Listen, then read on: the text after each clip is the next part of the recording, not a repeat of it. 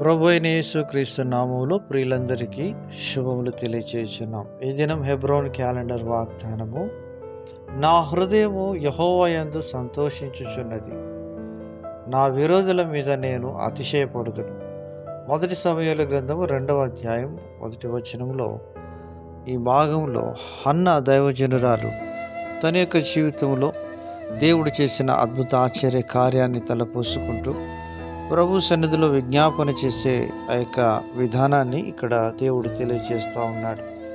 ప్రియులారా, దేవుని వాక్యంలో చెప్పబడినట్లుగా చాలా పర్యాయాలు విరోధులు మనపై అతిశయించేవారుగా ఉంటారు.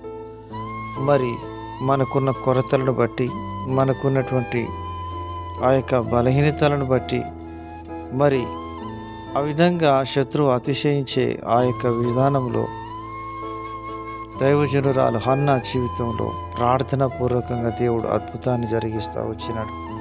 తన జీవితంలో నిందను, వేదనను తొలగించి తనను దేవుడు ఆశీర్వదించి సమూయేలు చేత దేవుడు తనను ఆశీర్వదించినట్లుగా ఇక్కడ మనం చూస్తూ ఉన్నాం. లూకా సువార్త 1వ అధ్యాయం 46 నుంచి 53 వరకు ఇక్కడ ప్రవచనాత్మకంగా కొన్ని మాటలు దేవుడు తెలియజేస్తున్నాడు. అప్పుడు మరియా ఇట్లనెను, నా ప్రాణము ప్రభువును గణపరచుచున్నది, ఆయన తన దాసురాలి దీనస్థితిని కటాక్షించెను.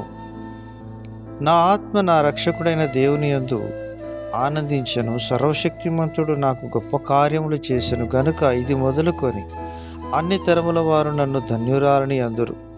ఆయన నామము పరిశుద్ధము, ఆయనకు భయపడు వారి మీద ఆయన కనికరము తరతరములుండును. ఆయన తన బాహువుతో పరాక్రమము చూపెను, వారి హృదయముల ఆలోచన విషయమై గర్విష్ఠులను చెదరగొట్టెను. సింహాసనముల నుండి బలవంతులను పడద్రోసి దీనులను ఎక్కించెను. ఆకలి గొనిన వారిని మంచి పదార్థములతో సంతృప్తిపరిచి ధనవంతులను వట్టి చేతులతో పంపివేసెను అని దేవుని వాక్యంలో దేవుడు ఎంతో చక్కగా తెలియజేస్తూ ఉన్నాడు. ప్రియమైనటువంటి దేవుని ప్రజలారా, మన పితరుడైనటువంటి అబ్రహాము దైవజనుడు ఆయనకు భయపడుతూ జీవిస్తూ వచ్చినాడు గనుకనే ఆయన విశ్వాసులకు తండ్రిగా ఎంచబడుతూ వచ్చినాడు. లాజరు తన దీనస్థితిలో దేవునికి భయపడుతూ వచ్చినాడు గనుకనే అబ్రహాము రొమ్మున ఆనుకున్నట్టు కొనిపోబడుతూ వచ్చి, దావీదు తన జీవితంలో దీనుడిగా ఉన్నాడు గనుకన దేవుడు తనను రాజుగా చేస్తూ వచ్చినాడు. అలాగనే నీ జీవితంలో, నా జీవితంలో ప్రభు సహాయం చేయను గాక.